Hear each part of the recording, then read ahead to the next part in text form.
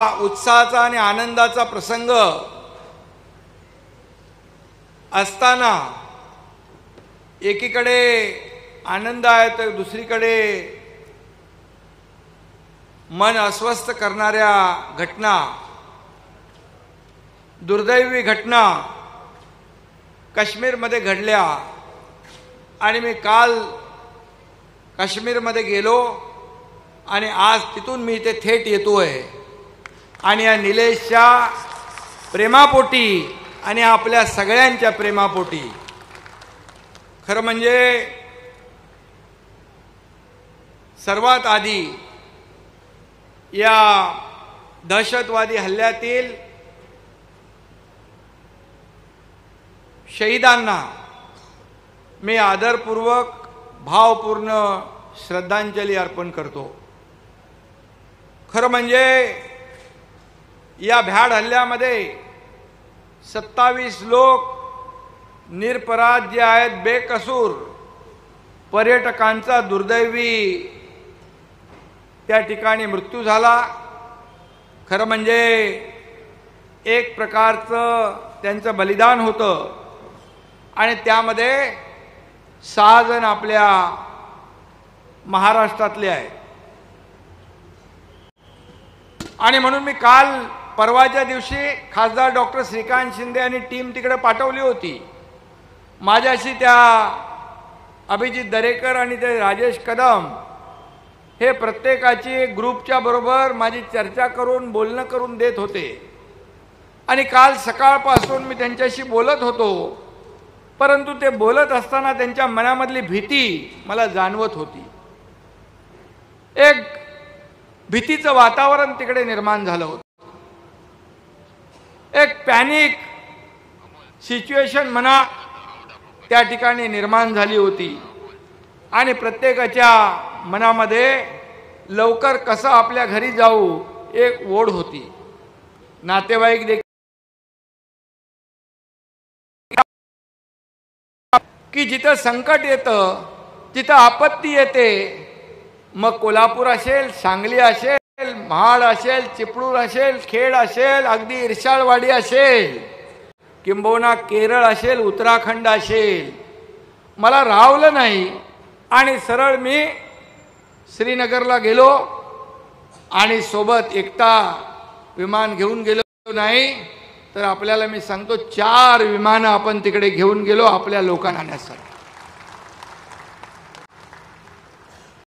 आणि म्हणून तिथं गेल्यानंतर त्या लोकांना आपला माणूस जेव्हा भेटतो त्यांना एक आधार वाटतो। संकट समयी त्या ठिकाणी जायचं नाही तर मग कधी जायचं। आणि म्हणून तिकडे अनेक लोकांना भेटल्यानंतर त्यांनी अनेक भावना व्यक्त केल्या की आता आम्ही सुरक्षितपणे आमच्या घरी जाऊ शकतो असा विश्वास प्रत्येकाने व्यक्त केला। याच्यापेक्षा मोठं काय? काही तर माझ्या लाडक्या बहिणी म्हणाल्या, लाडका भाऊ आम्हाला भेटायला आला, आता आम्ही सुखरूपपणे घरी जाऊ। किती ज्येष्ठ होते, त्यामध्ये लहान मुलं होती। आणि म्हणून माझं मन अस्वस्थ होतं, म्हणून मी त्या ठिकाणी गेलो आणि खऱ्या अर्थाने तिथल्या अडकलेल्या भावा बहिणींना, ज्येष्ठांना या ठिकाणी तुमचा एकनाथ शिंदे मदत करून आला आहे, त्यांना पुन्हा महाराष्ट्रामध्ये या ठिकाणी घेऊन आला आहे।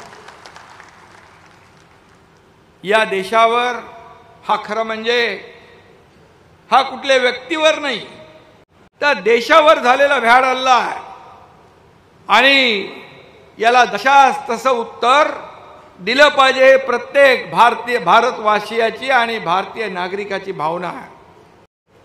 आणि म्हणून याला जशास तसं नाही तर मनका मोडेल असा करारा जवाब मिळाल्याशिवाय राहणार नाही।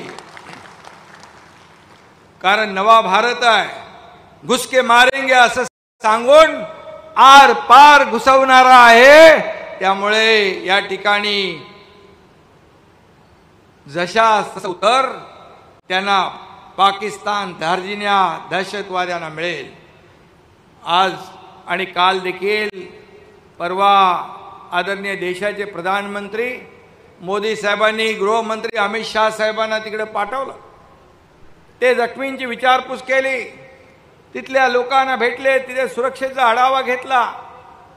आणि आज देखील या देशाचे प्रधानमंत्री नरेंद्र मोदीजी यांनी सांगितलं, विचार करण्याच्या पलीकडे, कल्पनेच्या पलीकडे या ठिकाणी पाकिस्तानला धडा शिकवल्याशिवाय राहणार नाही, अशा प्रकारचं वक्तव्य त्यांनी केलं। हीच भावना प्रत्येक देशवासियाची आहे। खरं म्हणजे त्या अतिरेक्यांनी पर्यटकांना धर्म विचारला आणि मग गोळ्या घातल्या। धर्म विचारला, धर्म, आणि तुम्हारा मजहब क्या है, कलमा पढ़कर दिखाओ, असं म्हटलं। आणि म्हणून मी जेव्हा त्या दुर्घटनाग्रस्त लोकांना, त्या आपत्तीग्रस्त लोकांना भेटलो, तेव्हा त्यांच्या डोळ्यामध्ये मी अश्रूही पाहिले आणि त्यांनी ज्या गोष्टी सांगितल्या त्या रक्त उसळवणाऱ्या आहे। असल्या लोकांना